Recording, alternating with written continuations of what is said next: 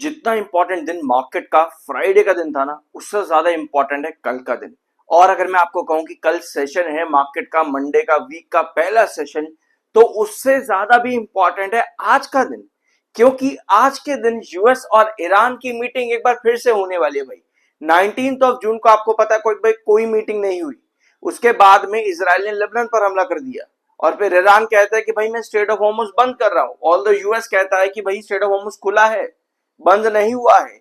इस बीच में पता लगता है कि आज स्विट्जरलैंड में यूएस और ईरान की मीटिंग होने वाली है। तो भैया कल का सेशन का तो पता नहीं, लेकिन आज का दिन ऑफ मार्केट सेशन बहुत ज्यादा इंपॉर्टेंट है। क्योंकि आने वाला पूरा हफ्ता क्या होगा मार्केट में, वो डिसाइड करेगा कि भाई ये बैठ करके अब क्या बातचीत करते हैं। इसराइल लेबनान पर हमला कर रहा है, ईरान वो चाहता नहीं है, यूएस भैया पीस डील चाहता है, पता नहीं क्या हो रहा है यहाँ पर। तो इस बीच में आज का दिन बहुत ज्यादा इंपॉर्टेंट है। जो भी डिसीजन यहाँ पर निकलता है कल के दिन मार्केट उसी के अकॉर्डिंग रिएक्ट करेगा। और एक चीज मैं आपको और बता दूं, अगर आप लोगों ने इस वीक के वीडियोस नहीं देखे हैं जरूर देखना, क्योंकि मैंने आप लोगों के साथ बैंक निफ्टी भी डिस्कस किया है, मैंने आप लोगों के साथ सेंसेक्स के लेवल्स भी डिस्कस करे हैं। यस बैंक लिमिटेड जरूर देखना, बैंक निफ्टी मैंने आप लोगों के साथ डिस्कस किया उसमें। इन्फोसिस आईटी सेक्टर का प्रॉब्लम क्या है ये आपको मिल जाएगा। वोडाफोन आइडिया लिमिटेड क्या सिचुएशन चल रही है, सब चीजें 15.10 इंपॉर्टेंट है वोडाफोन आइडिया में। जीआरएससी लिमिटेड इसको जरूर देख लेना, क्योंकि बहुत इंपॉर्टेंट ब्रेकआउट पॉइंट के साथ ये गया है अभी। एमसीएक्स लिमिटेड काफी इंपॉर्टेंट ट्रेंड के पास चल रहा है, क्या यहाँ से पॉसिबिलिटीज है, सब चीजें आपको यहाँ पे मिल जाएंगी। वेदांता पावर जो कि न्यूली लिस्टेड कंपनी है, ये भी आपको मिल जाएगा। क्यूपिट लिमिटेड इसको भी जरूर देखना। अडानी गैस बहुत इंपॉर्टेंट है, क्योंकि भाई अडानी टोटल गैस एक लंबे समय के बाद 200 ईएमए के ऊपर ट्रेड कर रहा है। जेपी पावर वेंचर्स लिमिटेड और अडानी ग्रीन एनर्जी बहुत इंपॉर्टेंट है, अडानी ग्रीन एनर्जी इसको भी जरूर देखना।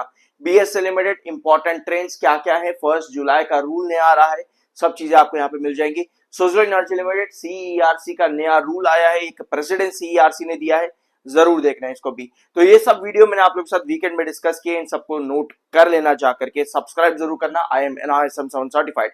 अब बढ़ते हैं आगे। अडानी पावर के अंदर लास्ट सेशन की जो क्लोजिंग आई है ना, वो बहुत इंपॉर्टेंट थी, क्योंकि भाई 232 समझ के चला करो यार, हर एक लेवल समझ करके चला करो। रीजन क्या होता है ना कि हमें क्या मिला वोडा, पहले तो ये समझो अडानी पावर में हमको अडानी पावर में बहुत बड़ी तेजी मिली। 138 से लेकर के अराउंड 255 के प्राइस तक अडानी पावर का रन चला यहाँ पे। अब क्या होता है ना, इतना बड़ा ब्रेकआउट, मान लो मेरी एंट्री यहां पर भी है ना, और अगर मुझे 255 से गिरावट मिल जाती है 217 रुपए तक की भी, तो भी भाई मैं पैनिक हो जाता हूं। मैं क्या कर रहा हूं, मैं पैनिक हो रहा हूं। अगर मेरी एंट्री 138 पर है, 255 पर जा करके मैंने सेल नहीं करा, या फिर मेरा लॉन्ग टर्म का विजन था तो मैंने होल्ड करके रखा, और जब 217 रुपए तक की गिरावट आ रही है तो भैया मैं पैनिक हो रहा हूं। मैं कह रहा हूं कि भाई अब तो कहानी खत्म लग रही है यहाँ पे, अब मेरे को एग्जिट कर देना चाहिए। जबकि मेरी एंट्री बहुत लोअर लेवल पर है, उसके ऊपर स्टॉक अभी भी काफी ज्यादा है। तो मुझे ऐसे सिचुएशन पर क्या करना चाहिए? तो अडानी पावर वही आपको यहाँ पे बता रहा है कि अडानी पावर में लगातार हायर बेसिस बन रहे हैं। ठीक है, 207 से उठता हुआ अडानी पावर 207 रुपए, 217 रुपए, 225 रुपए, 232 रुपए। अडानी पावर का जो अभी का ट्रेंड है वो बढ़ता हुआ ट्रेंड है। अडानी पावर में जो अभी आपका ट्रेंड है वो बढ़ता हुआ ट्रेंड है। यहाँ पर लोअर लोज नहीं लग रहे, यहाँ पर हायर हाइज लग रहे हैं।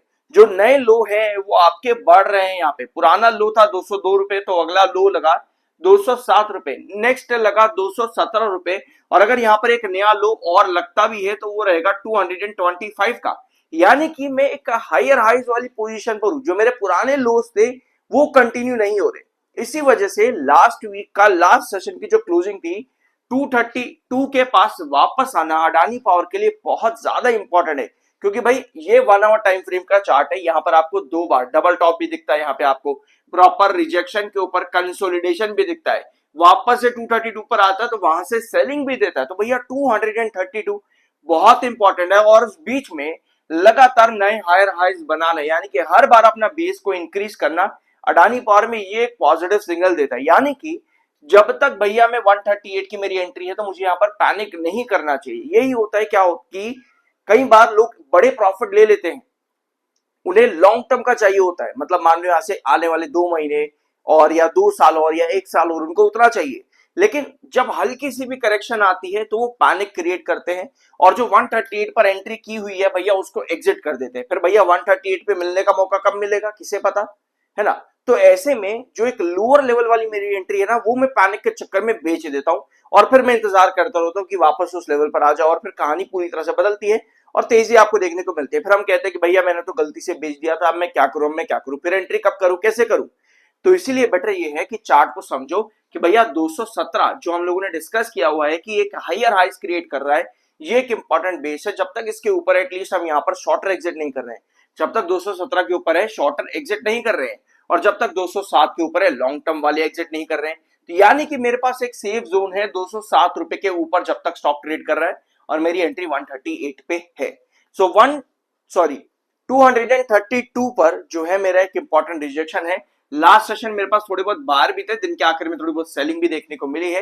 यानी जितना स्ट्रांग रहेगा 225 के ऊपर और 232 के करीब, उतने चांसेस बनते हैं भैया ये चार्ट मुझे बुलिश नजर आ रहा है अभी भी।